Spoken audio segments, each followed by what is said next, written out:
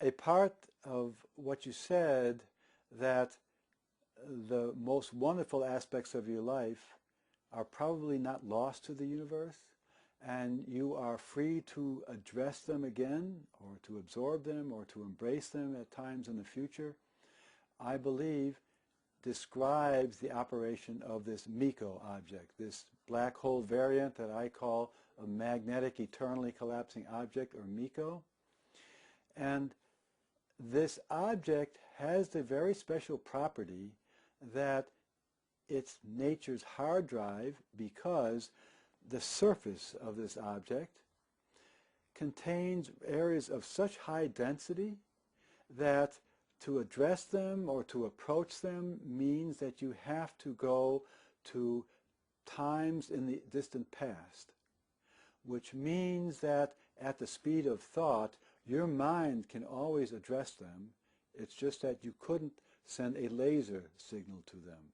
But since the mind travels faster in thought than do particles or than do light, that means that the MECO surface is able to hold up or hold onto all of these desirable past memories, and your mind can still resonate with them and still have access to those ecstatic moments that are sacred or important to you. So it's for this reason that I was saying earlier that there are three key aspects to the universe that I'm not seeing our civilization address correctly so far. One is, what's the brain doing, as understood by Sir Roger Penrose and Stuart Hameroff, how the microtubules can interact with the spiral, forming helicomagnet structures. Then Edgar Mitchell has described how the information of everything in the universe is transmitted in these quantum holograms that are related to the quantum description of every particle in the universe. All of this is information theory, and all of it is interrelated, and so Edgar Mitchell was the first to understand this. And then I'm trying to add to the discussion the concept that these black hole-like objects called MECOs provide the storage mechanism through which all past life memories become stored and are accessible as thought, but not as movies, meaning not as laser signals, not as light, not as particles that become ejected or projected. All of that cannot happen because of the Einstein theory and the velocity of light c speed limit. But it still sounds like it's electromagnetic in some way. It's pure energy? Actually, no, it's pure energy, and I have described it as an aspect of space and time. So when I make this figure reminding you that we have x, y, and z space dimensions, associated with them are these mental attributes, but those propagate through space instantaneously, just as space itself is everywhere at all time, and effects on it are instantaneous. And so space does not curve, I believe, at the speed of light. It curves instantaneously. So the black holes are able to carry recollection of human conscious activity and experience. And then I also mentioned to you that conscious thought can also project into the interior of a black hole, where then it encounters the white hole, which is really, I believe, the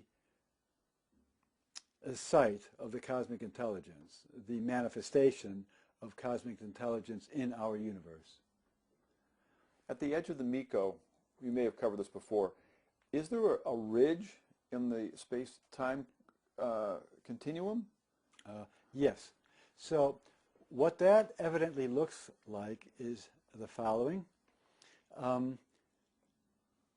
Initially, you had a large blob of matter, typically a star, and the star comes to the end of its lifetime and has no more fuel. And it does, however, still have its gravity, and so the gravity starts to cause it to draw together.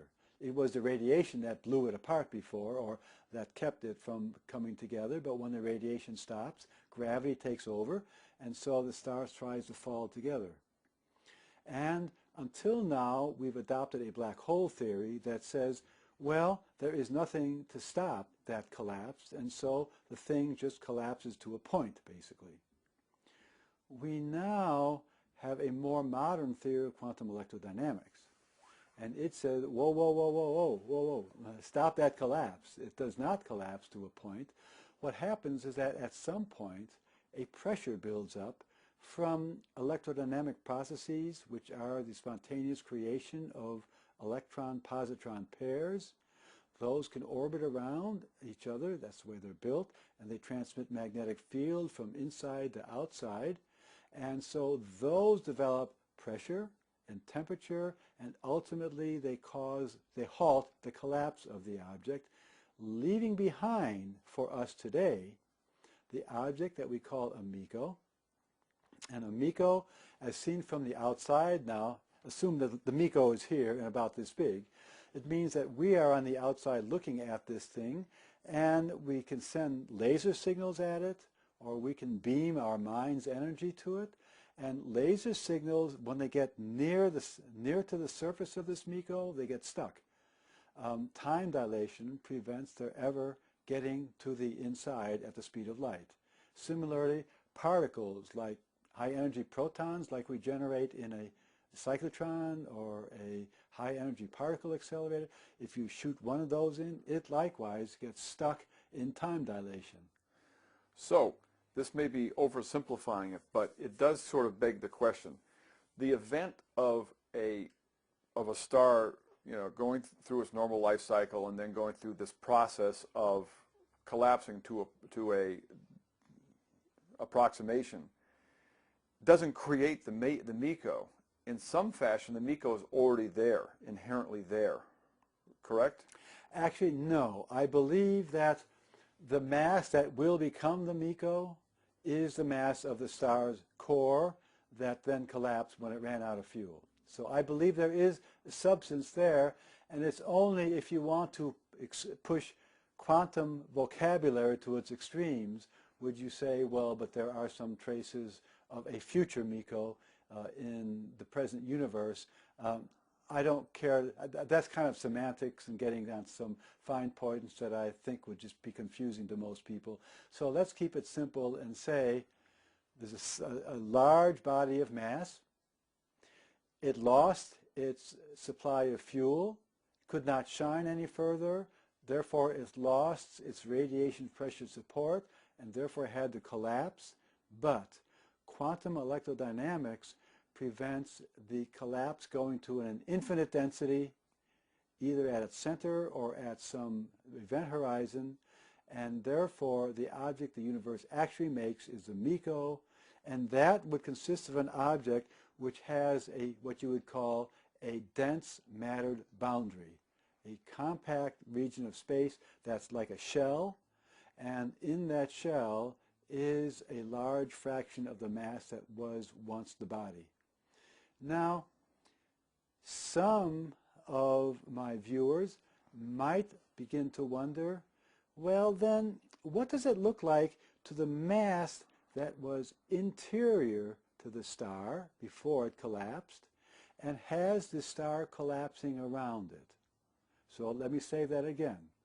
I start out saying a star lost its fuel and started to collapse, and collapsed faster and faster until this electrodynamic pressure arose and it stopped the collapse. Now, there would have been matter at the very center of this thing, and it would have seen all this stuff collapsing around it, and eventually that collapse comes to a stop. So, what does this look like to an observer who's right at that central place of all this? Well, guess what? It looks like you're in our universe. It's exactly, to that observer, what we as astronomers see when we look anywhere, any direction in our space.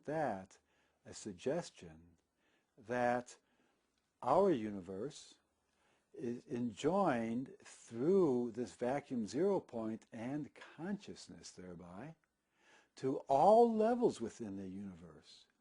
It seems to be most logical that all levels of our universe are conjoined by this consciousness entity. What an amazing way to make a universe of universes. Think about it. If you're the creator, you've created a giant machine of universes with sentient beings in them, and you can remain in cosmic intelligence contact with all of them through mental processes and through consciousness.